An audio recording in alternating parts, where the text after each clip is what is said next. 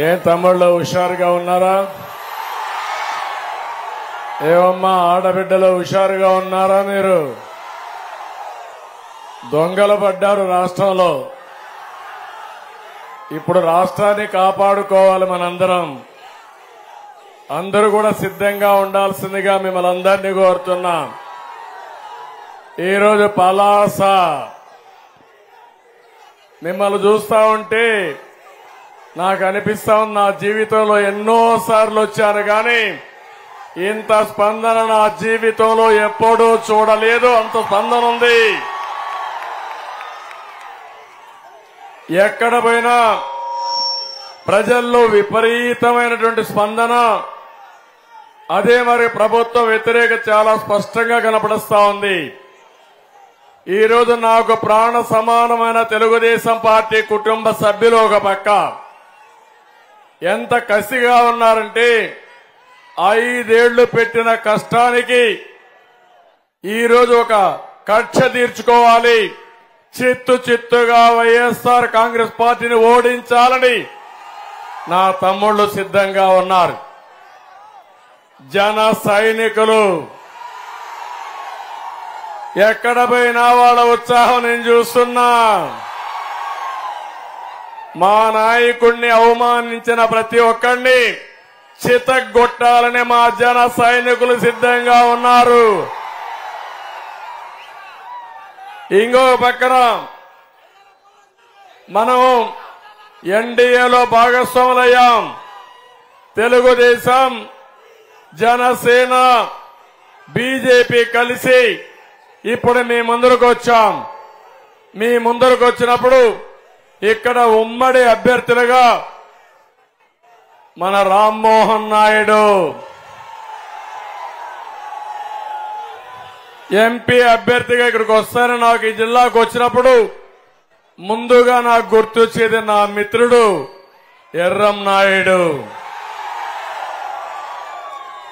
ఉత్తరాంధ్ర ముద్దు బిడ్డ.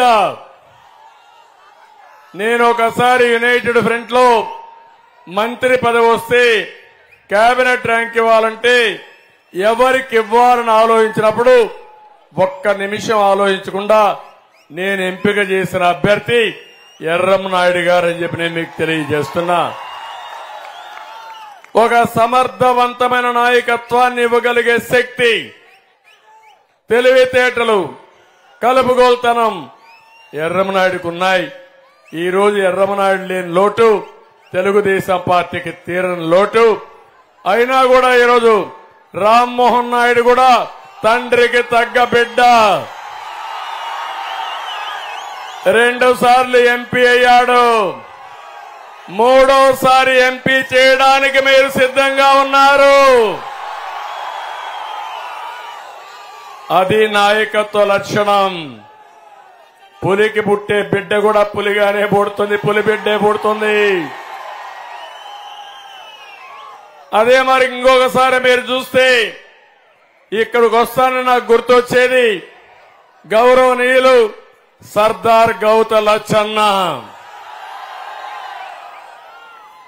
గౌత లచ్చన్న ఒక స్వాతంత్ర సమర యోధుడే కాకుండా ప్రజల కోసం, రైతుల కోసం ఆ రోజుల్లోనే శ్రీకాకుళం నుంచి చెన్నైకి రైతు మార్చి పెట్టిన మహా ఉద్యమ నాయకుడు గౌత లచ్చన్న గారని చెప్పి కూడా నేను మీకు తెలియజేస్తున్నా.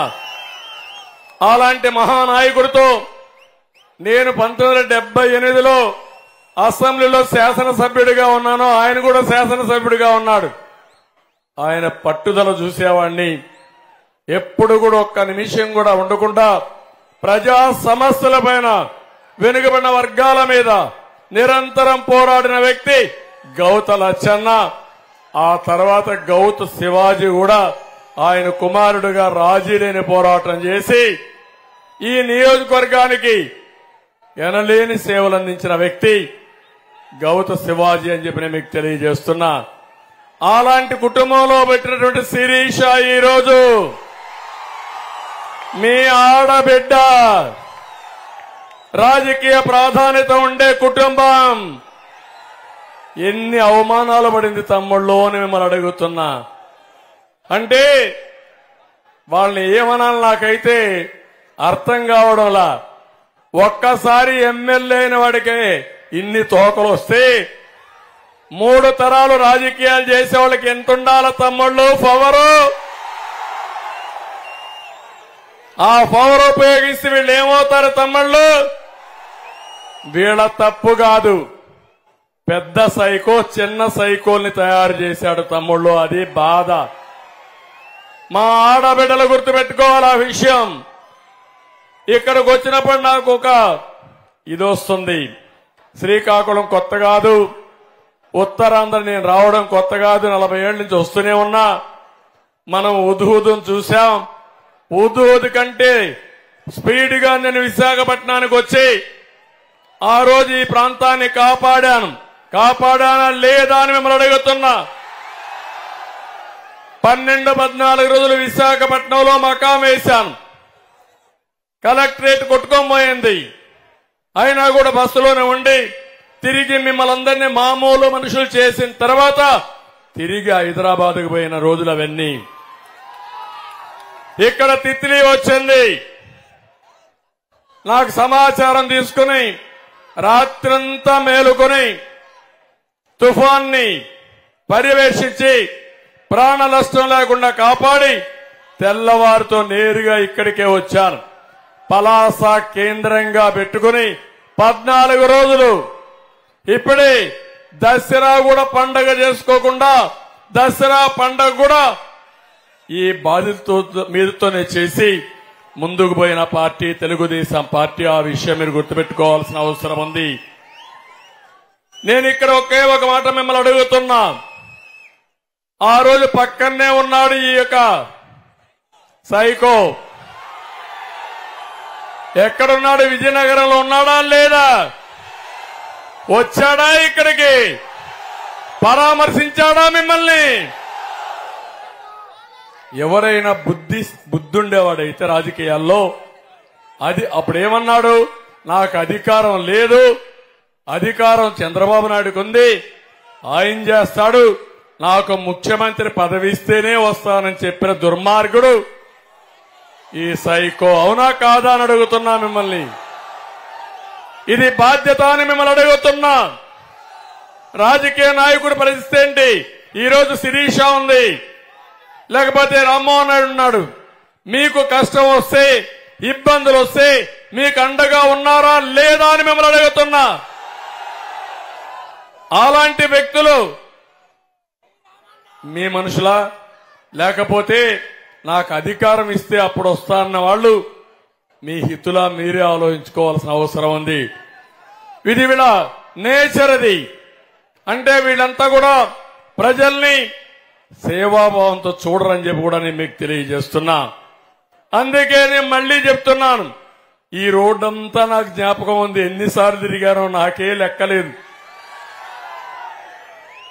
ఇక్కడే మున్సిపల్ ఆఫీసులోనే ఉన్నా, బస్సులోనే ఉన్నా, సమీక్షలు ఇక్కడనే చేశా.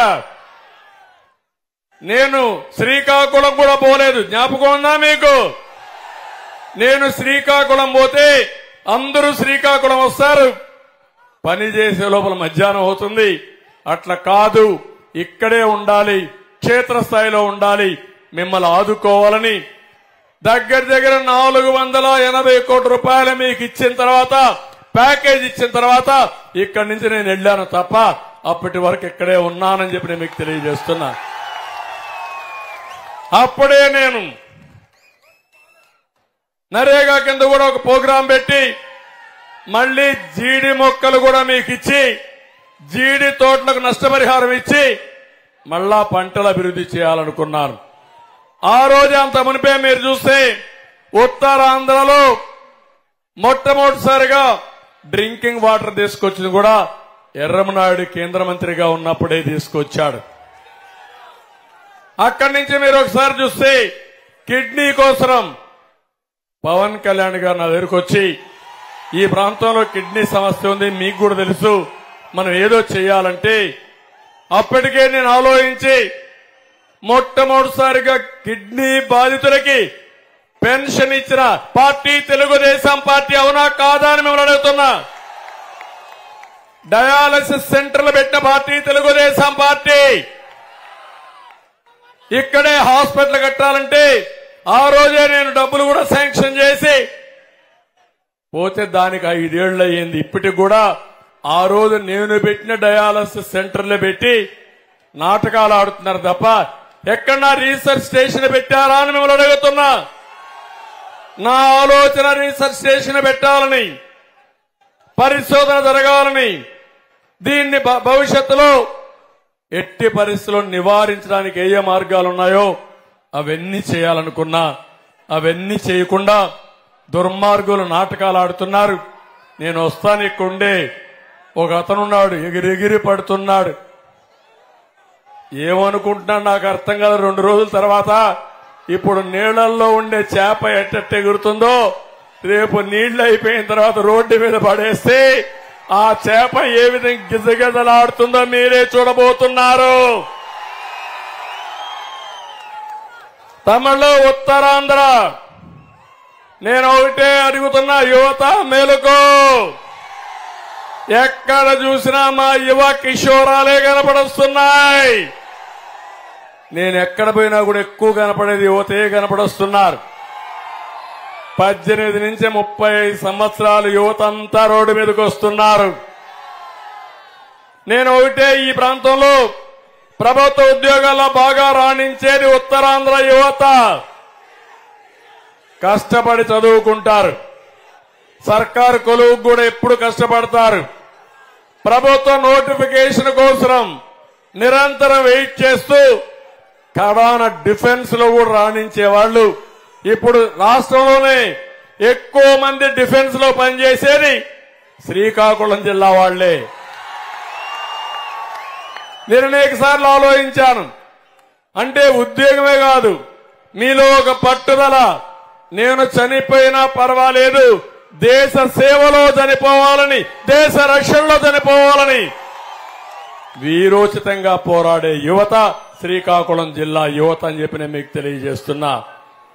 ఇంకో పక్క టీచర్ పోస్టుల కోసం ఎంతో కష్టపడతారు, డిఎస్సి కోసం వెయిట్ చేస్తున్నారు. ఏం తమ్ముళ్ళు డిఎస్సి వచ్చిందా అని మిమ్మల్ని అడుగుతున్నా. పెట్టాడా దుర్మార్గుడు అని అడుగుతున్నా. ఒక్క డిఎస్సి పెట్టాడా అని అడుగుతున్నా. నేను 8 డిఎస్సీలు పెట్టాను, మా నాయకుడు 3 డిఎస్సీలు పెట్టాం. ఈ రోజు ఉద్యోగాలు చేసే టీచర్లు 70% మేము నియమించిన వాళ్ళే ఉన్నారంటే అది తెలుగుదేశం పార్టీ చూపించిన స్ఫూర్తి. ఇప్పుడు కూడా మాట్లాడుతున్నారు ఇక్కడ కొంతమంది పేటీఎం బ్యాచ్. మీ బ్రాండ్ ఏంటంటున్నారు, మిమ్మల్ని చూస్తే ఏం గుర్తొస్తుందన్నారు. నేను ఒకటే సమాధానం చెప్తున్నా, పేటీఎం బ్యాచ్ 11 డిఎస్సీలు పెట్టాం. ఒక్క డిఎస్సీ పెట్టలేని అసమర్థుడు మీరు. సమాధానం చెప్పండి. మళ్లీ ఈరోజు హామీ ఇస్తున్నా, వచ్చిన మొదటి సంతకం, ఫస్ట్ సిగ్నేచర్ డిఎస్సీ పైనే పెడతాను. మా యువతకు ఉద్యోగాలు ఇప్పిస్తాను. ఇదే కాకుండా ప్రతి సంవత్సరం దగ్గర మీరు ఒకసారి చూస్తే డిఎస్సి కోసం 5 లక్షల మంది విద్యార్థులు ప్రిపేర్ అవుతారు. అలాంటిది మొత్తం దెబ్బతినే పరిస్థితి వచ్చింది. ఇంకో పక్కన ప్రతి ఏటా జాబ్ క్యాలెండర్ అన్నాడు, ఇచ్చాడా అని అడుగుతున్నా. గ్రూప్ 1 పెట్టాడా అని మిమ్మల్ని అడుగుతున్నా. గ్రూప్ 2 ఉద్యోగాలు వచ్చాయని మిమ్మల్ని అడుగుతున్నా. మళ్లీ నేను వస్తానే ప్రతి సంవత్సరం గవర్నమెంట్ లో ఉండే ఉద్యోగాలకు కూడా జాబ్ క్యాలెండర్ ఇస్తానని మీ అందరికీ హామీ ఇస్తున్నా. ఇదే కాదు, ఈరోజు పోలీస్ కానిస్టేబుల్ 5 లక్షల మంది సిద్ధంగా ఉన్నారు రాయడానికి. 25,000 మంది పోలీసులు నియమిస్తా ఉన్నారు. చేశారా తమ్ముళ్ళు? ఇక్కడుండే పోలీసులు కూడా చెప్తున్నా, మీకు టీఏ ఇచ్చారా పోలీసులు అని అడుగుతున్నా, డిఏ ఇచ్చారని అడుగుతున్నా, మీ ప్రావిడెంట్ ఫండ్ అన్నా మీకు ఇచ్చారని అడుగుతున్నా, మీ సరెండర్ లీవ్ అన్నా మీకు వచ్చిందని అడుగుతున్నా. వీళ్ళకే కాదు, రాష్ట్రంలో ఉండే 8 లక్షల మంది ప్రభుత్వ ఉద్యోగాలకి పీఆర్సీ కూడా ఎగనాం పెట్టిన దుర్మార్గుడి ముఖ్యమంత్రి. డిఏలు ఇవ్వని వ్యక్తి ముఖ్యమంత్రి, నెలవారీగా శాలరీస్ ఇవ్వని ముఖ్యమంత్రి. నేను ఒకటే హామీ ఇస్తున్నా, మళ్ళా ఉద్యోగస్తులకి గౌరవం ఇచ్చే బాధ్యత నాది, పీఆర్సీ ఇచ్చే బాధ్యత నాది. మీరు ఆత్మ గౌరవంతో ఉద్యోగాలు చేసే విధంగా మీకు పూర్తిగా గౌరవించే బాధ్యత తీసుకుంటాను. నేను వస్తానే పోలీసు ఉద్యోగాలు పూర్తిగా నియమిస్తా. దీనికి కూడా రిక్రూట్మెంట్ కోసం ప్రారంభిస్తాం. ఇది కాకుండా ఇంకొక పక్కన చూస్తే ఈరోజు మీ అందరినీ ఒకటే కోరుతున్నా, దేశంలోనే ఎక్కువ నిరుద్యోగ సమస్య మన రాష్ట్రంలో ఉంది. బీహార్ కంటే ఎక్కువ ఉంది మన రాష్ట్రంలో. 24% మంది చదువుకున్న వాళ్ళలో ఉద్యోగాలు లేకుండా తిరిగే పరిస్థితి వచ్చారు. అవునా కదా తమ్ముళ్ళు అని అడుగుతున్నా. జాబు రావాలంటే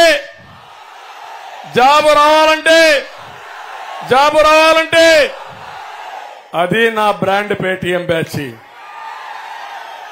నేను చెప్పుకోకల్లా, ఏ చిన్న కుర్రవాడిని అడిగినా, చదువుకునే పిల్లల్ని అడిగినా, యువతను అడిగినా ఉద్యోగాలు రావాలంటే బాబు రావాలనేది ప్రతి ఒక్కరూ చెప్పగలిగిన నగ్న సత్యం. అవునా కదా? నేను వస్తే పెట్టుబడులు వస్తాయి. అవునా కదా? జగన్మోహన్ రెడ్డి ఉంటే గంజాయి వస్తుంది, జే బ్రాండ్ వస్తుంది, డ్రగ్స్ వస్తాయి. అవునా కాదా అని మిమ్మల్ని అడుగుతున్నా. మీకు ఉద్యోగం కావాలా, గంజాయి కావాలా? ఉద్యోగం కావాలా, గంజాయి కావాలా? తమ్ముళ్ళు, మనం వస్తానే యువగడంలో కేంద్రం ఇచ్చే యువ శక్తి కూడా కలుపుకొని 20 లక్షల మందికి 5 సంవత్సరాల్లో ఉద్యోగాలు ఇచ్చే బాధ్యత మేము తీసుకుంటాం. ప్రభుత్వ ఉద్యోగాలు ఇస్తాం, పెట్టుబడులు తీసుకొస్తాం. ఇప్పుడే శిరీష్ చెప్తా ఉంది, సార్ ఈ ప్రక్క ఎక్కడ ఇండస్ట్రీ రావడం లేదని. నేను అడుగుతున్నా, నేను ఒక ప్రణాళిక తయారు చేసుకున్నాను. విశాఖపట్నంలో భోగాపురంలో ఇంటర్నేషనల్ ఎయిర్పోర్ట్ రావాలని. ఈరోజు నేషనల్ హైవే ఉంది, పక్కన పేదలుగా సముద్రం పక్కన బీచ్ రోడ్, విశాఖపట్నం నుంచి బావనిపాడు వరకు బీచ్ రోడ్ తీసుకుపోవాలని నా సంకల్పం.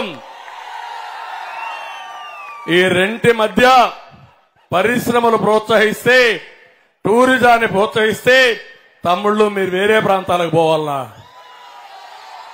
మీ ప్రాంతానికి వేరే ప్రాంతం చూస్తారు. అవునా కాదా అని మిమ్మల్ని అడుగుతున్నా. అదే నా పట్టుదల. చేసి నా నిజాయితీ, నా శక్తి నిరూపిస్తానని మరొకసారి మీ అందరికీ విన్నవిస్తున్నా. ఇదే కాదు, నీళ్లు కూడా కావాలి. నీళ్లుంటే కిడ్నీ సమస్య కూడా చాలా వరకు పరిష్కారం అవుతుంది. అందుకే ఉత్తరాంధ్ర సుజల స్రవంతి గోదావరి నీళ్లు వంశధారకు తీసుకురావాలని, వంశధార నీళ్లు బారువ వరకు తీసుకుపోవాలని నా ఆలోచన. అదే మరి ఆఫ్ షోర్ కూడా ఎప్పటి నుంచో శివాజీ పోరాడుతున్నారు, తప్పకుండా సాధిస్తామని మరొక్కసారి మీ అందరికీ హామీ ఇస్తున్నా. అందుకే మా తమ్ముళ్ళందరినీ కోరుతున్నా, రేపు రాబోయే రోజుల్లో ఇంకో పక్క ఒకటి హామీ ఇస్తున్న వర్క్ ఫ్రం హోమ్ కూడా తీసుకొస్తాం.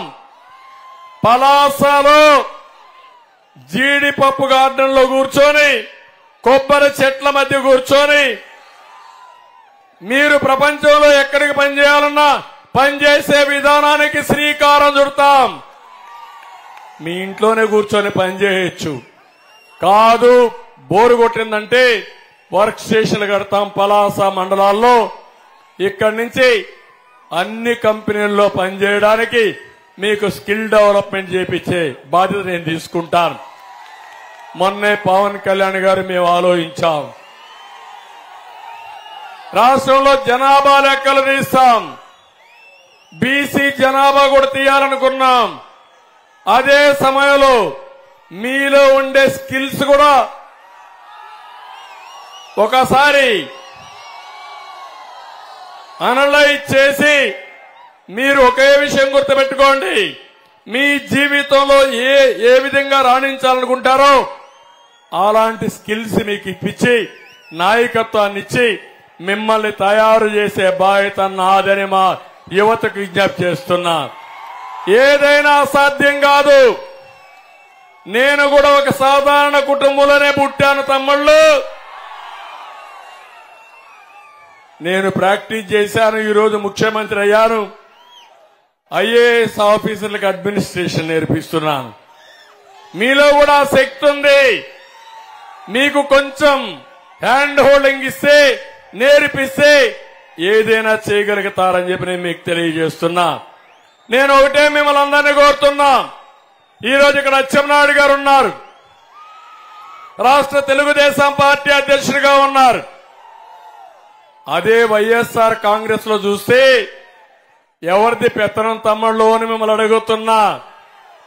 తెలుగుదేశంలో ఉత్తరాంధ్ర నాయకత్వం, రాష్ట్రానికి నాయకత్వం ఇస్తే వైఎస్ఆర్ కాంగ్రెస్ పార్టీలో విజయసాయి రెడ్డి, లేకపోతే సుబ్బారెడ్డి, లేకపోతే పెద్దిరెడ్డి, సజ్జల రెడ్డి, వీళ్ళ పెత్తనం ఈ ఉత్తరాంధ్ర పైన మీకు కావాలా అని మిమ్మల్ని అడుగుతున్నా.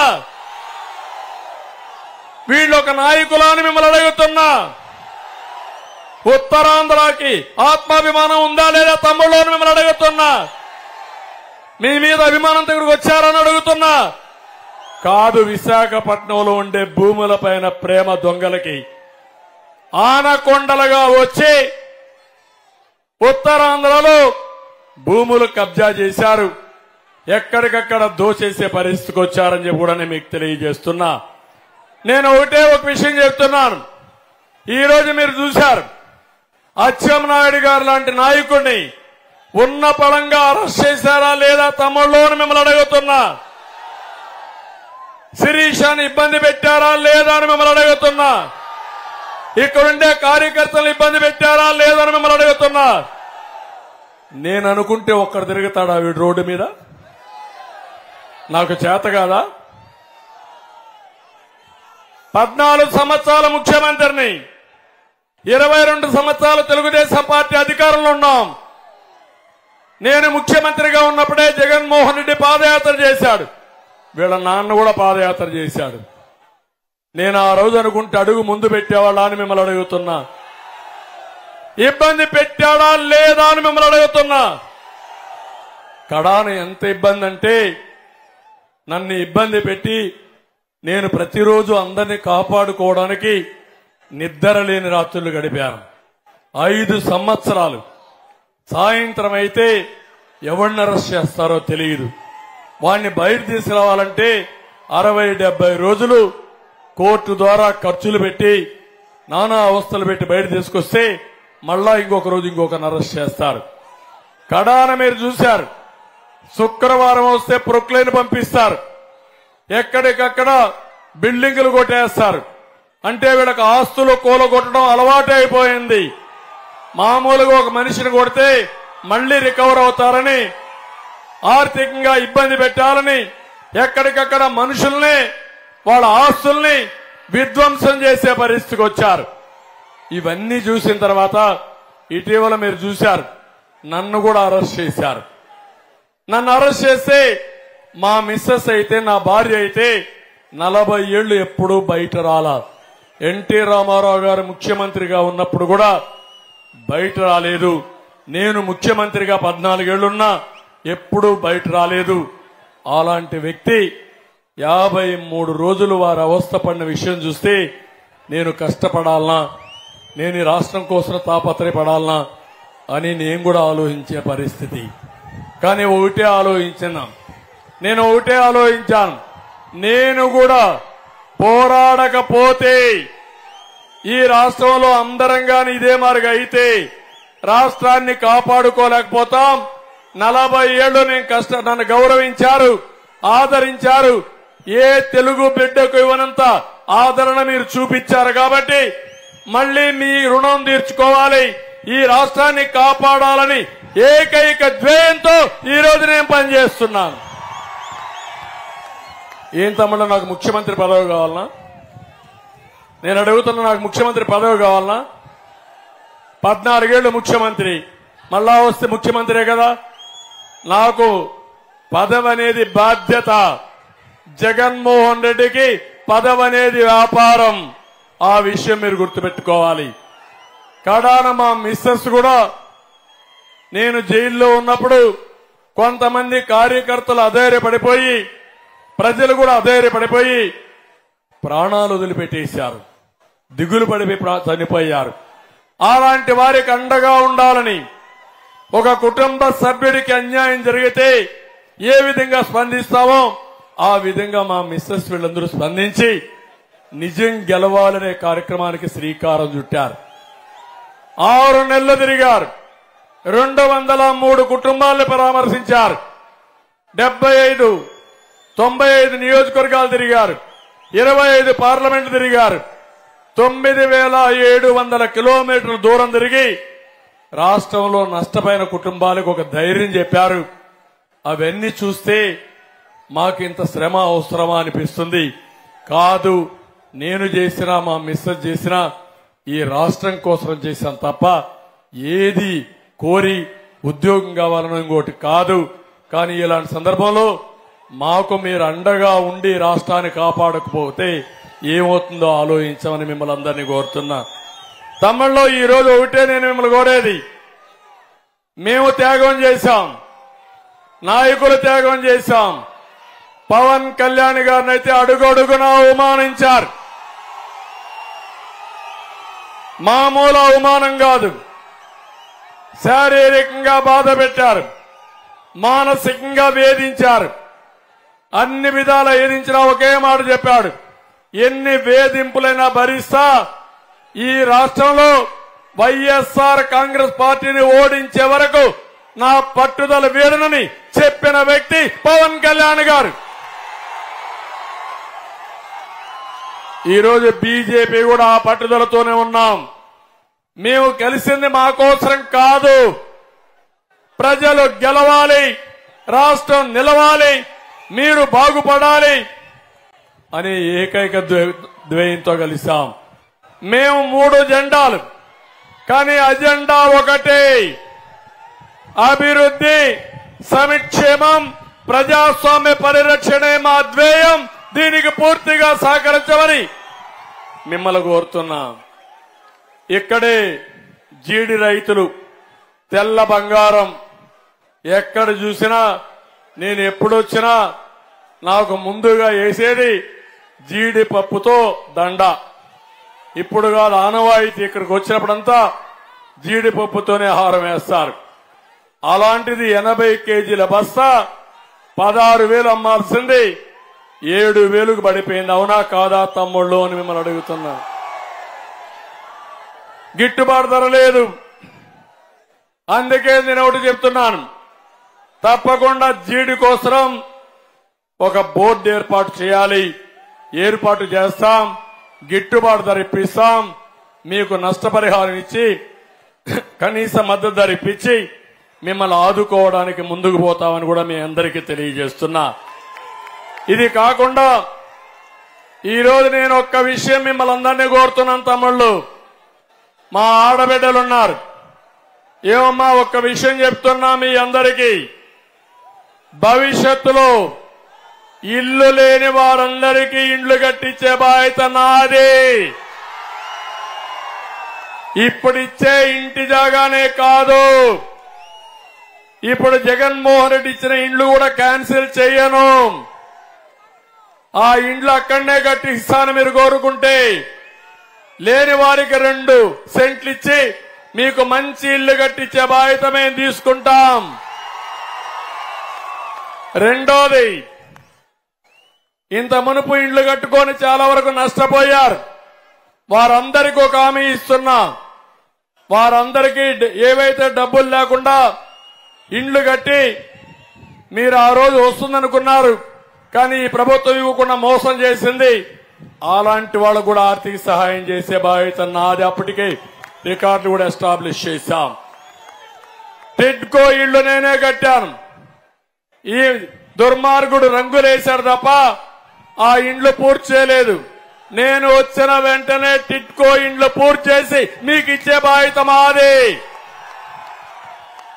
ఇంకొక విషయం మీ అందరికి చెప్తున్నా, ముఖ్యమంత్రి ఇంటి జాగాలు ఇచ్చాడు. ఎక్కడిచ్చారు? ఊరి పక్కన ఇచ్చాడా? ఎక్కడిచ్చాడు? ఇళ్ల జాగా ఎక్కడో దూరంగా ఇచ్చాడా లేదా? ఊరి బయట వాగుల్లో, వంకల్లో, శ్మశానంలో, అవునా కాదా? అక్కడ భూమి ఇచ్చాడు. ఇప్పుడు అంటాడు ఆ భూమి ఒక్కొక్కటి 15 లక్షలు చేస్తా ఉందంట. చేస్తా ఉందమ్మా 15 లక్షల రూపాయలని. మామూలుగా ఆవరేజ్ మీరు తీసుకుంటే ఒక 15,000 20,000 చేస్తుంది. 15,000 చేసేదానికి రోడ్లు వేసారా? రోడ్లు నేను కట్టింది బిల్డింగులు, జగన్మోహన్ రెడ్డి కట్టింది అగ్గిపెట్లు. ఆ ఇంట్లోకి పోతే నిలబడుకుంటే పడుకుంటే కాళ్ళు పడుకోగలుగుతారా? 6 అడుగులుందా? అలాంటి ఇల్లు కట్టి చెప్పుల పాలైపోయారా లేదా మీరు?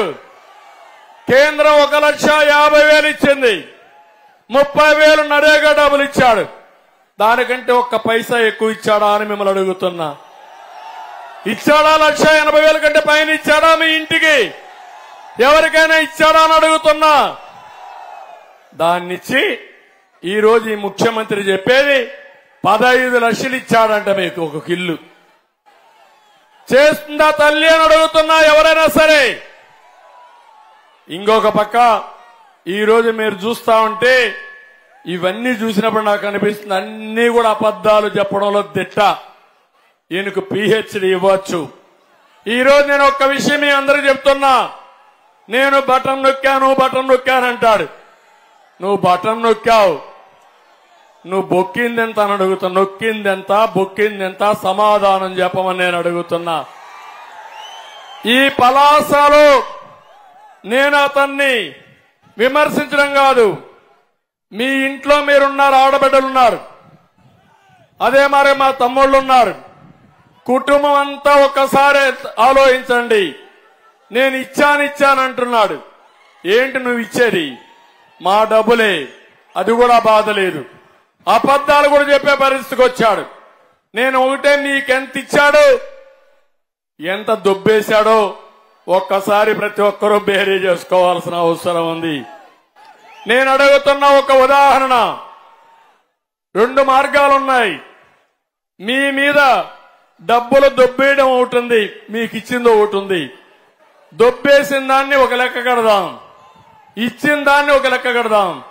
ఈ 2 కూడా బేరీ చేద్దాం. మీకు గాని ఇచ్చుంటే నేను ఒప్పుకుంటా. అతను దొబ్బేసుంటే అప్పుడు మీరందరూ అతనికి శిక్ష చేయాలి సిద్ధంగా ఉన్నారా అని అడుగుతున్నా.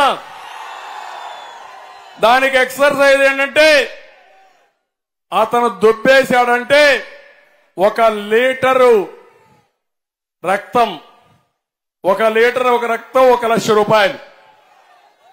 అంటే 1 లీటర్ రక్తం ఈక్వల్ టు 1,00,000 రూపాయలు. మీకు ఇచ్చిన డబ్బులుంటే ఒక పువ్వు అంటే 1,00,000 రూపాయలు. ఈ 2 లెక్కేయండి. మీకు ఇచ్చిందెంత, దొబ్బేసిందెంత, ఈ 2 లెక్కేసుకుని అప్పుడు వస్తే ఎవరొచ్చినా నువ్వేమిచ్చమ్మా, ఆడబిడ్డలున్నారు. నేను ఎప్పుడు చెప్పేవాడిని, ఎవరు ఎన్ని చెప్పినా బెస్ట్ ఫైనాన్స్ మినిస్టర్స్, భారతదేశానికి ఫైనాన్స్ మినిస్టర్ నిర్మలా సీతారామన్ కంటే తెలివైన వాళ్ళు మా ఆడబిడ్డలు. మగవాళ్ళు డబ్బులిస్తే, మీరు సంపాదించే డబ్బులు చూస్తే ఎంత పిల్లల చదువుకు పెట్టాలి, నిత్యావసర వస్తువులు ఎంత పెట్టాలి, కరెంటు ఛార్జీలు ఎంత కట్టాలి, బడ్జెట్ తయారు చేసి అవసరమైతే మిగల పెడతామా లేకపోతే అప్పు చేస్తామా, మొత్తం వడ్డీ కరెక్ట్ గా లెక్కేసేది మా ఆడబిడ్డలు. అవునా కాదా తల్లి? ఇప్పుడు మీరు లెక్కేయాలి. మీ ఇంట్లో మగవాళ్ళను కూర్చొని పెట్టాలి. మొత్తం మీ ఇంట్లో నేను చెప్పిన లెక్కలన్నీ వేయండి. మొట్టమొదటిది మందు. ఏం తమ్ముళ్ళు, మందు బాబులు ఉన్నారు ఇక్కడ? ఉన్నారా లేదా? ఏమమ్మా మీ ఇంట్లో ఉంటే తాగేవాళ్ళు ఉంటే లెక్కేయండి. ఇందులో నేనున్నప్పుడు 60 రూపాయలు క్వార్టర్ బాటిల్ ఇప్పుడు 200 రూపాయలు. అవునా కాదా తమ్ముళ్ళు అని అడుగుతున్నా. అది కూడా నాసి రకం. అది తాగితే అనారోగ్యం, మళ్ళా హాస్పిటల్ ఖర్చులు అవుతాయి. లెక్కేసి ఒక రోజుకు 140 రూపాయలు చొప్పున నెలకు సంవత్సరానికి ఎంత అవుతుందో మీరు లెక్కేయండి. 5 ఏళ్లలో మీకు ఎంత భారం పడింది లెక్కేయండి.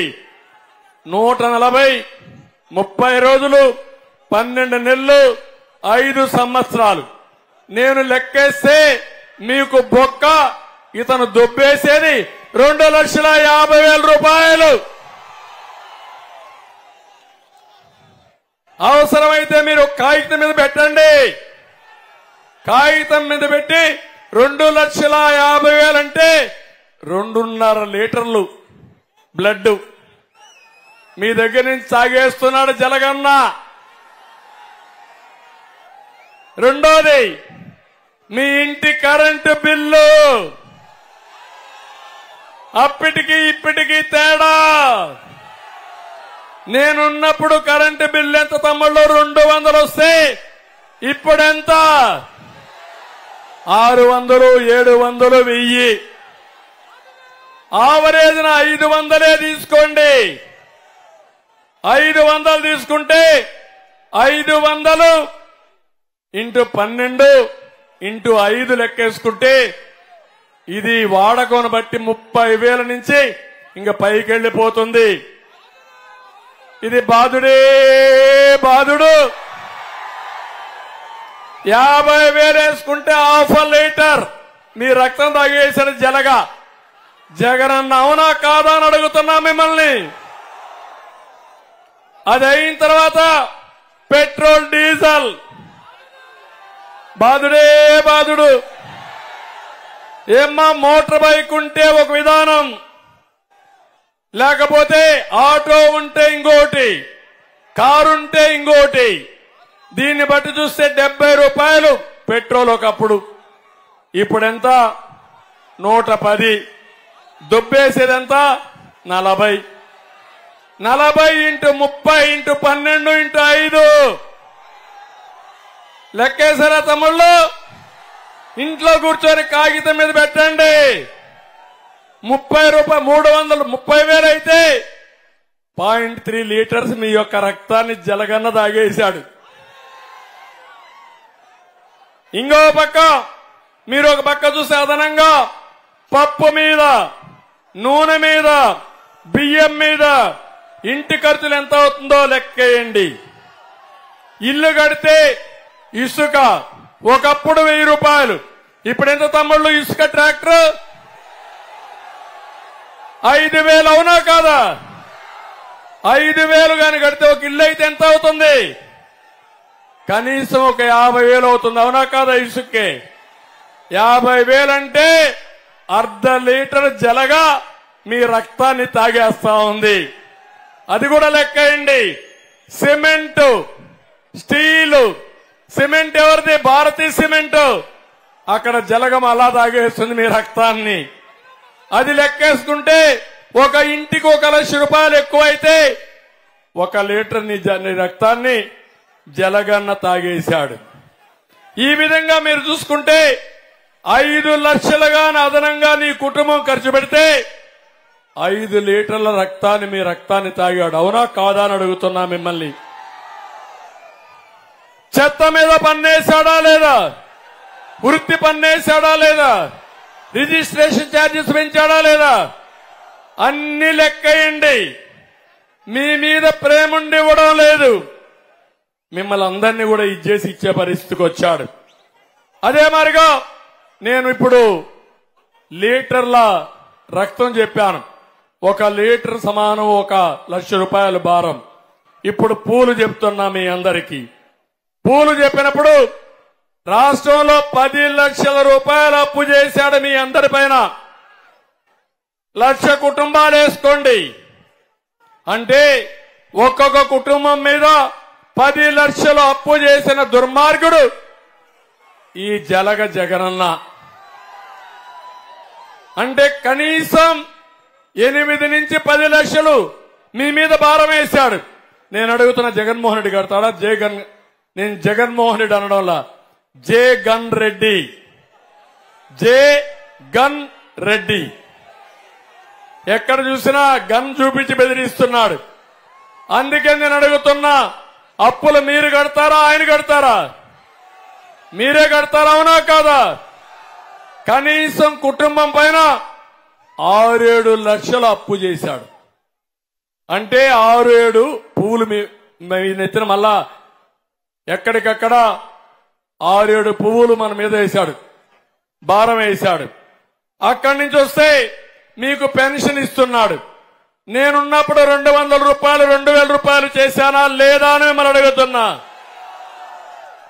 ఈయనిచ్చిందంతా 1000 రూపాయలు. ఇప్పుడు నేను చెప్పాను, ఇంటి దగ్గరనే ఇస్తాం, మొదటి తారీఖు ఇస్తాం, 4000 రూపాయలు పెన్షన్ ఇస్తాం, ఏప్రిల్ 1వ తారీఖునే ఇస్తానని హామీ ఇచ్చాను. అది కూడా లెక్కేసుకోండి. ఒక ఇంటికి ఇచ్చుంటే దగ్గర సంవత్సరానికి 2000 2500 ఆవరేజ్ వేసుకుంటే 30,000 ఇచ్చాడు. అది కాకుండా మీరు ఇంకొక పక్కన మీరు చూస్తే మీకు అమ్మ ఒడి ఇచ్చుంటే, ఆసరా ఇచ్చుంటే అవి కూడా లెక్కేయండి. ఒక ఆటో డ్రైవర్కి ఇచ్చుంటే ఎంత ఇచ్చాడు, ఎంత భారం వేసాడు అది కూడా లెక్కేయండి. ఇవన్నీ పూల కింద లెక్కేసి 1,00,000 రూపాయలు ఇచ్చుంటే ఒక పువ్వు కింద లెక్కేయండి. ఈ రెండు కూడా లెక్కేసుకుని మొత్తంగా మీరు క్యాలిక్యులేట్ చేసుకుంటే మీకు ఎంత ఇచ్చాడు, ఎంత దుబ్బేశాడు, బ్యాలెన్స్ ఏంటి, మీకు ఎంత భారం వేశారు. మీరు మంచి జరిగితే అతను ఓటేయండి, చెడు జరిగితే చితగ్గొట్టి భూస్థాపితం చేయమని మిమ్మల్ని అందరినీ కోరుతున్నా. మా కార్యకర్తలను కోరుతున్నా, నేను చెప్పింది పేపర్ మీద మీకు పంపిస్తా. అన్ని లెక్కలు లీటర్లు పువ్వులతో సమానంగా లెక్కేసి ఈ కామన్ మ్యాన్ కి అర్థమయ్యేట్టుగా విడమర్చి చెప్పండి. మా ఆడబిడ్డలు తెలివైన వాళ్ళు లెక్కేస్తారు. నేను ఇప్పుడు ఇచ్చేదానికి, వాళ్ళు దోచిన దానికి భవిష్యత్తులో వాళ్ళు ఇచ్చేది మనం ఇచ్చేది లెక్కేసి ఒక్క ఓటు కూడా వేయకుండా కూటమిని గెలిపించే బాధ్యత మా ఆడబిడ్డలకే ఇస్తున్నానని చెప్పి నేను మీకు తెలియజేస్తున్నా. ఆడబిడ్డలు మీరు సిద్ధంగా ఉన్నారా అని మిమ్మల్ని అడుగుతున్నా. సిద్ధమా అని మిమ్మల్ని అడుగుతున్నా. నేను ఒకటే చెప్తున్నా, పడగొట్టి చెడగొట్టి భయపెట్టి బాధ పెట్టి హింసించి ఆనందం పొందేవాడు ఈ జగన్ సైకో. అవునా కాదా తమ్ముళ్ళు? తనకు తెలియదు, తెలిసిన వాళ్ళు చెప్తే వినని మూర్ఖుడు. అఖండమైన మెజార్టీతో అధికారం అప్పచెప్తే అభివృద్ధిని పట్టించుకోకుండా, తనను తాను నిరూపించుకోకుండా సమయాన్నంతా ప్రతిపక్షాన్ని అణగదొక్కడానికి ఉపయోగించుకున్నాడు. 150 సీట్లతో మీరు గెలిపించారు. ప్రజల భవిష్యత్తుని పణంగా పెట్టి అప్పులు చేసి బటన్ నొక్కుతున్నాడు. బటన్ నొక్కేది పెద్ద పని అయితే మంచం మీద పడుకున్న ముసలమ్మ కూడా బటన్ నొక్కగలుగుతారు. అవునా కాదా తమ్ముళ్ళు? నేను అడుగుతున్నా. సంపద సృష్టించాలి, ఆదాయాన్ని పెంచాలి, మా తమ్ముళ్లకు ఉద్యోగాలు ఇవ్వాలి, పెంచిన ఆదాయాన్ని పేదవాళ్లకు పంచాలి. అది పరిపాలన. అవునా కాదా అని మిమ్మల్ని అడుగుతున్నా. ఎవరికో పేరు వస్తుందని 30,000 ఎకరాలు భూమి అమరావతికి సేకరిస్తే 10,000 కోట్లతో బిల్డింగులు కడితే పాడుబెట్టినోడు, రాష్ట్రానికి రాజధాని లేనోడు, రాష్ట్రానికి రాజధాని లేకుండా చేసిన దుర్మార్గుడు ఈ సైకో ముఖ్యమంత్రి. ఇంకో పక్కన నాకు పేరు వస్తుందని లక్షల టిట్కో ఇళ్లు పేదవాళ్ళకి ఇవ్వకుండా ఇబ్బంది పెట్టిన దుర్మార్గుడు ఈ వ్యక్తి. ఇంకో పక్క అందిన కాడికి అప్పులు చేసి ప్రజల్ని దొబ్బేసి దానిపైనే తన పేరేసుకుని దానం చేస్తున్నానని దాన చక్రవర్తి కింద ప్రొజెక్ట్ చేసుకున్న దుర్మార్గుడు. ఇవన్నీ చూస్తే అన్ని వ్యవస్థలను భ్రష్టు పట్టించాడు. దానికి ఒక హీరోయిజంగా మాట్లాడుతున్నాడు. ఏ రోడ్డుకైనా మట్టేశారా తమ్ముళ్ళు అని మిమ్మల్ని అడుగుతున్నా. వ్యవసాయ శాఖ పనిచేస్తా ఉందని మిమ్మల్ని అడుగుతున్నా. సాగునీటి శాఖ పనిచేస్తా ఉందని మిమ్మల్ని అడుగుతున్నా. ఒక్క ప్రాజెక్టు కట్టారా అని మిమ్మల్ని అడుగుతున్నా. విద్యాశాఖ పనిచేస్తా ఉందని మిమ్మల్ని అడుగుతున్నా. ఆరోగ్య శాఖ పనిచేస్తా ఉందని మిమ్మల్ని అడుగుతున్నా. హాస్పిటల్ మందులు ఉన్నాయని మిమ్మల్ని అడుగుతున్నా. ఏంటి ఏం చేశాడు? అన్నీ చేసి సమాజంలో ఒక పని చేసి గాలోళ్లు పెంచాడు. ఇక్కడ కూడా ఒక గాలోడు పెంచాడు. ఇక్కడ ఒక ఎమ్మెల్యే ఉన్నాడు, అసలు గాలోడు. ఇతను నాకెప్పుడు చూడలా ఈ గాలోడిని. ఇలాంటి గాలోళ్లు పెంచి లక్షల కోట్ల రూపాయలు దుర్వినియోగం చేసి ఎక్కడికక్కడ మా తమ్ముళ్ళు చెప్పినట్టు చాలా దుర్మార్గంగా ప్రవర్తించి ఈరోజు రాష్ట్రాన్ని భ్రష్టు పట్టించారు. నేను చెప్పింది మీరు అర్థం చేసుకుని మళ్లీ ఒకసారి చెప్తున్నా, భవిష్యత్తుకు నాంది పలికే విధంగా మీరు కార్యక్రమాలు చేయాల్సిందిగా నేను కోరుతున్నా. నేను అందుకే మీ అందరినీ కోరుతున్నా, సూపర్ 6 తో మేము వస్తున్నాం. నరేంద్ర మోడీ కేంద్రంలో సంకల్ప పత్రంతో ఆయన వస్తున్నాడు. ఈ రెండు కలుపుకుంటే డబల్ ఇంజన్ సర్కార్, 2 మేనిఫెస్టోలు అమలు చేసే బాధ్యత మాది. ఒకటి కేంద్రం మేనిఫెస్టో, 2 రాష్ట్ర మేనిఫెస్టో, 2 అమలు చేస్తాం. దానికి ఎవరు సమర్థవంతమైన నాయకుడు? రామ్మోహన్ నాయుడు. నేను అడుగుతున్నా, మీరు ఎంపీలు ఓటేస్తే వేరే పార్టీకి మీరేం చేస్తారయ్యా? నేను అడుగుతున్నా. నీ కేసుల కోసం బేరసారాలు చేస్తారు తప్ప మాకు అవసరం లేదు. ఇప్పుడు నేషనల్ ఎన్డీఏ మేము కూడా భాగస్వాములం. అందరం కలిసి ఈ రాష్ట్రాన్ని అభివృద్ధి చేస్తాం. డబల్ ఇంజన్ సర్కార్, 2 మేనిఫెస్టోలు, 2 కలిపి 14 సంవత్సరాల్లో ఏదైతే నేను చేశానో 5 ఏళ్లలో చేసి నిరూపిస్తానని చెప్పి నేను మీకు అందరికీ తెలియజేస్తున్నా. అక్కడే మా ఆడబిడ్డలకి తల్లికి వందనం 15,000 రూపాయలు ప్రతి ఒక్క బిడ్డకి ఇస్తాం. ఎంతమంది ఉంటే అంతమందికి ఇస్తాం. నెలకు 1,500 రూపాయలు ఆడబిడ్డ నిధి ఇస్తాం. 3 గ్యాస్ సిలిండర్లు ఇస్తాం. ఉచిత ప్రయాణ సౌకర్యం ఏర్పాటు చేస్తాం. మళ్లీ హామీ ఇస్తున్నా, జగన్మోహన్ రెడ్డి మారిగా 10 రూపాయలు ఇచ్చి 100 రూపాయలు లాగేయడం కాదు. నేను చేసే పని కష్టపడి సంపద సృష్టించి ఆదాయాన్ని పెంచి ఆ ఆదాయం పేదవాళ్లకు పంచడానికి నిరంతరం పనిచేస్తాను. నేనిచ్చే 20 రూపాయలు 2,000 చేస్తా, 2 లక్షలు చేపిస్తా. మా ఆడబిడ్డల్ని లక్షాధికారులు చేసే బాధ్యత మాదని మీ అందరికీ తెలియజేస్తున్నా. కేంద్రం కూడా ఆడబిడ్డల్ని లక్షాధికారులు చేసే కార్యక్రమం తీసుకున్నారు. అది కూడా చేస్తామని చెప్పి నేను మీకు తెలియజేస్తున్నా. బీసీలకు 50 సంవత్సరాలకి ఏదైతే పెన్షన్ ఇస్తాం, అందరి బీసీలకి 1,50,000 కోట్ల రూపాయల 5 ఏళ్లలో ఖర్చు పెడతాం. సంవత్సరానికి 30,000 పెడతాం. ఆదరణ కింద 1,000 కోట్లు సంవత్సరానికి పెట్టి 5 ఏళ్లలో 5,000 కోట్లు ఖర్చు పెడతాం. ఇది కాకుండా కొత్తగా ఇప్పుడే ఇక్కడ చెప్పారు, ఒక విషయం చెప్పారు, మొత్తం భూ కబ్జాలన్నీ ఇష్ట ప్రకారం జరిగిపోయినాయని.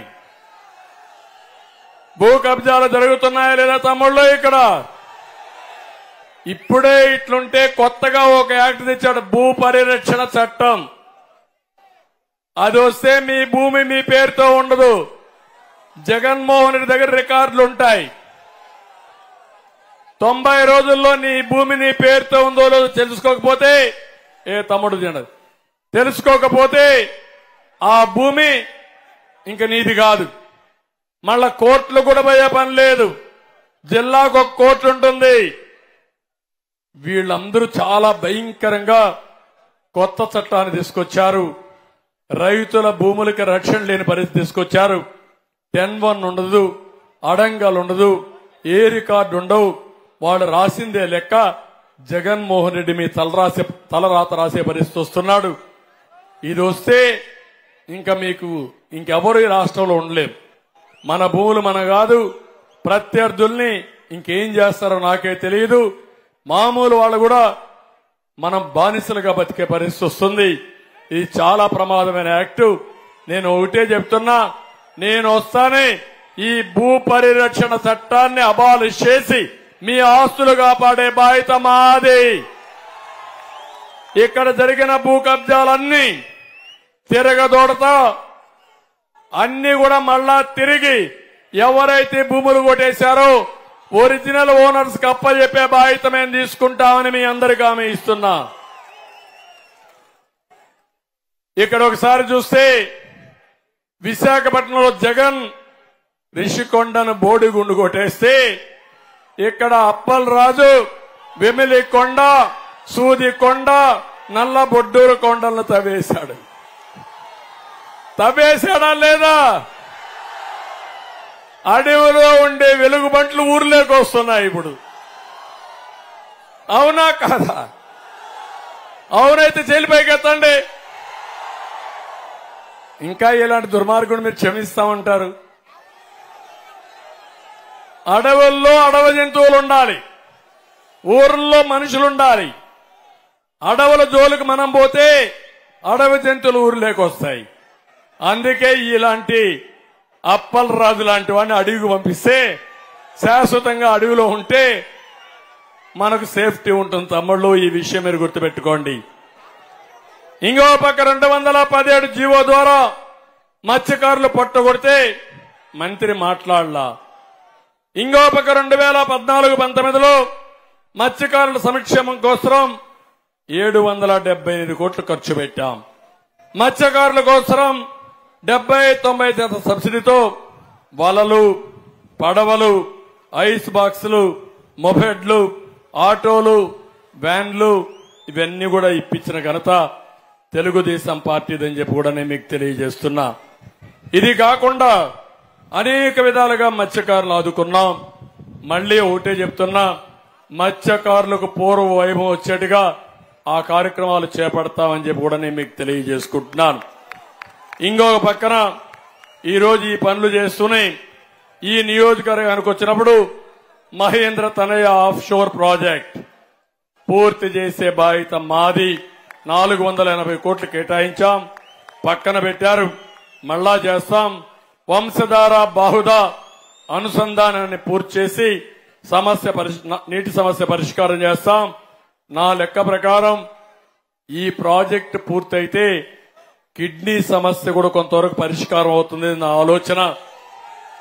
ఈ రెండు కూడా ఇంటర్లింక్ ఉన్నాయో లేదో కూడా రీసెర్చ్ చేయాల్సిన అవసరం ఉంది.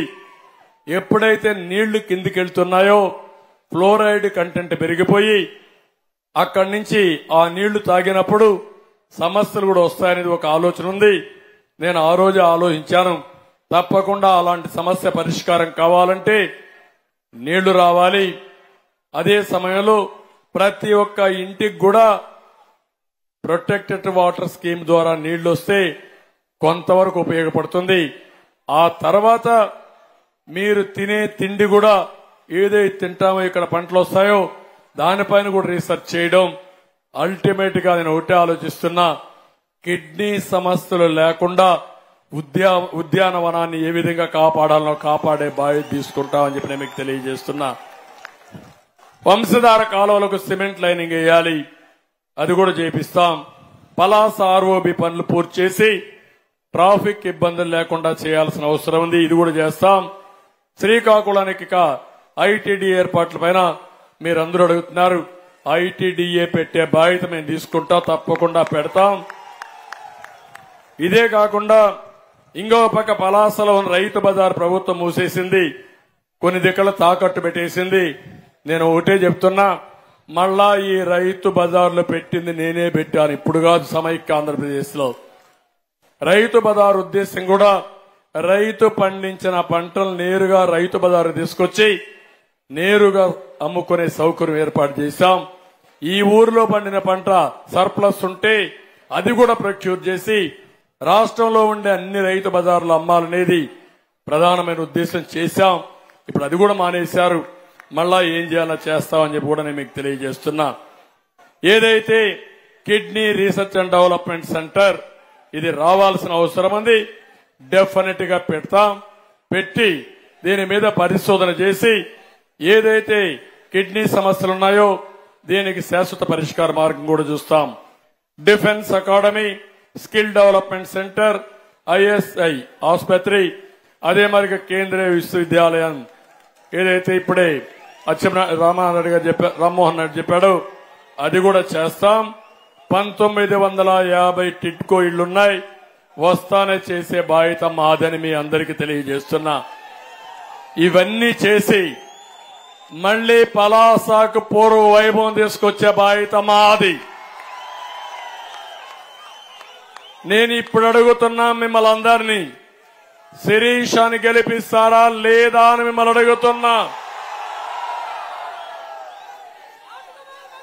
ఎక్కడికక్కడ డాన్స్ చేసే డాన్స్ మాస్టర్లు మనకొద్దు, డ్రామా యాక్టర్లు మనకొద్దు. ప్రజలకు నిజాయితీగా పనిచేసే వ్యక్తులు కావాలి. తమ్ముళ్ళు నన్ను కూడా విమర్శిస్తాడు. అంటే నేను 14 సంవత్సరాల ముఖ్యమంత్రి ఉంటే ఈ రోజు రేపు ఉందని కూడా ఆలోచించకుండా అక్కడ సైకో చెప్పాడు, ఈ సైకో ఎగరతాడు. ఎగరతావు నాకు తెలుసు. నేను అనుకుంటే ఒక్క నిమిషం నీ తోక కట్ చేయడానికి. ఒళ్ళు దగ్గర పెట్టుకో, తమాషా ఆడద్దు. రాజకీయాలంటే ప్రజలకు సేవ చేయడం గాని నోరు బారేసుకోవడం కాదు. నోరు బారేసుకున్న వాడికి నోటి నిండా సీసం వేసి శాశ్వతంగా ఆ నోటికి సీల్ చేసేస్తాం, మళ్ళా నోరు తెరవకుండా. ఆ విషయాలు గుర్తుపెట్టుకోవాలి వీళ్ళు. నన్ను మా మంచితనాన్ని చూశారు కానీ మంచితనం అయిన తర్వాత నిన్న కూడా మీరు చూశారు, ఒరిజినల్ గా గొడ్డలితో బాబాయిని చంపి మన మీద పెట్టారు. ఆ తర్వాత కోడి కత్తి డ్రామా వేసి మనమే ఆ కోడి కత్తితో ఆయన పొడి చేయబోయామంట. ఇప్పుడు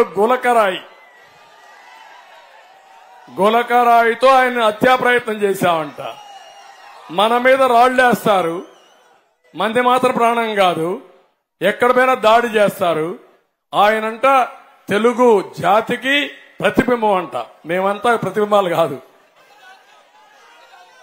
తెలుగు జాతికి చీడ పొరుగు. చీడ పొరుగు ఏం చేస్తాం మనం?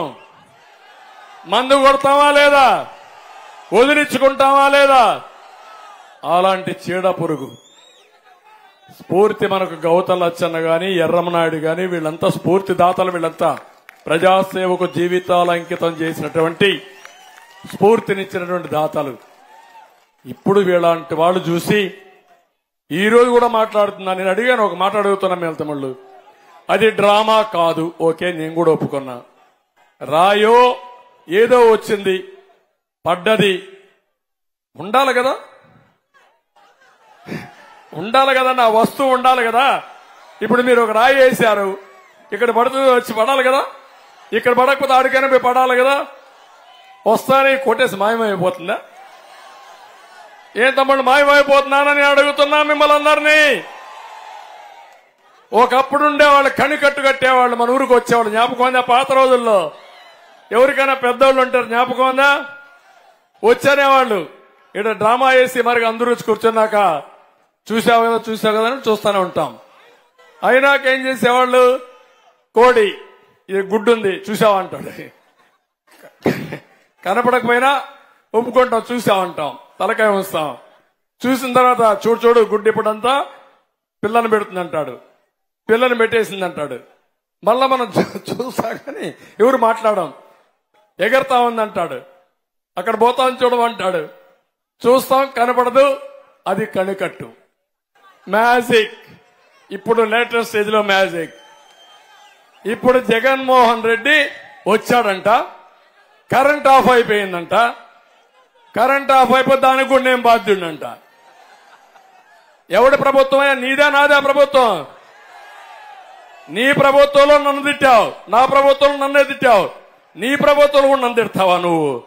ఓకే, కరెంట్ ఆఫ్ అయింది, ఎందుకు తగలబడ్డావు? కారు మీద, బస్సు మీద ఏం చేస్తున్నారు పోలీసులు? తీసుకుపోవాలి కదా లోపలికి.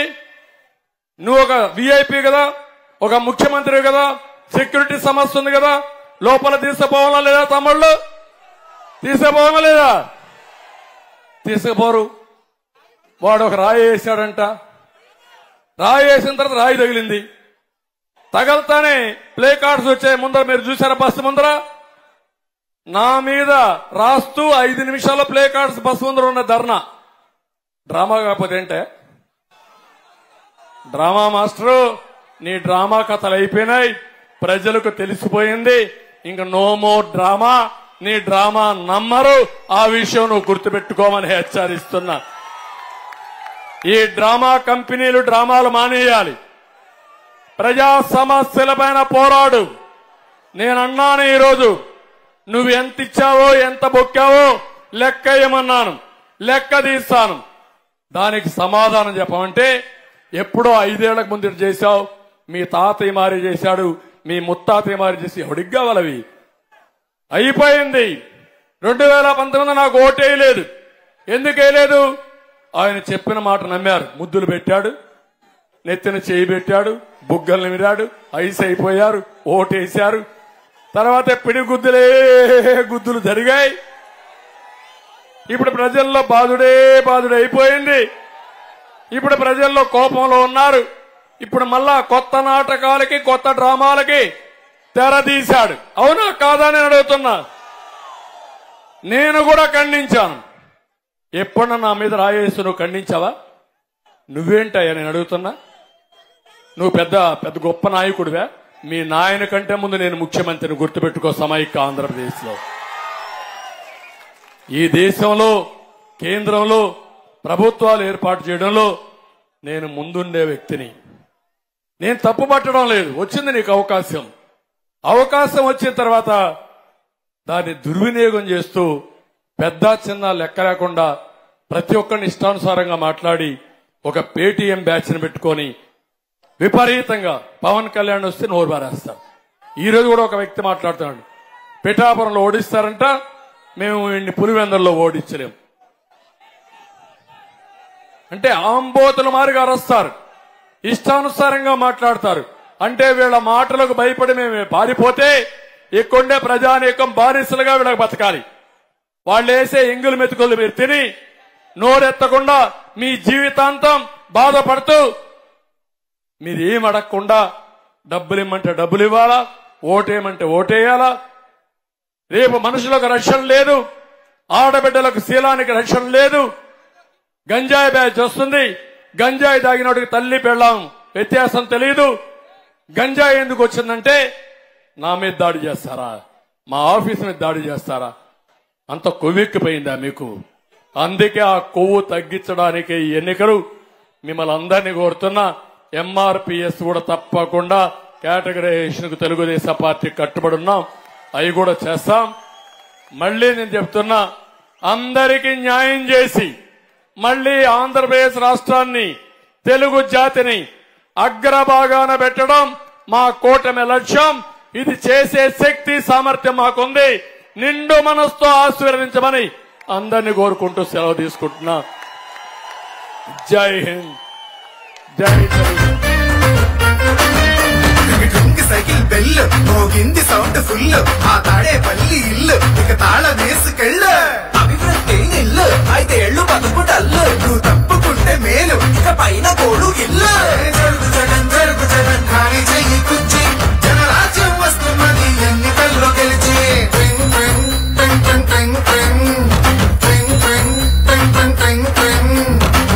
వెళ్ళు వెళ్ళు నువ్వు పక్క సైడ్కెళ్ళు, ఈ ఒక్క ఛాన్స్ చాలు ఇక నీకు మాకు చెల్లు. తినాలంటే సాంబార్ కావాలి, ఆ పూరి తినాలంటే ఆలు కుర్మా కావాలి, ఆ ఆంధ్రప్రదేశ్ అడిగి తినాలంటే జగనే కావాలి. మా బాగోగులు మంచిగా చూసే బాబు గారికే వేస్తాం. జగన్ మట్టిగా నమ్ము. జరుగు జగన్ ఖాళీ చేయి కుర్చీ, జనరాజ్యం వస్తున్నది ఎన్నికల్లో గెలిచి.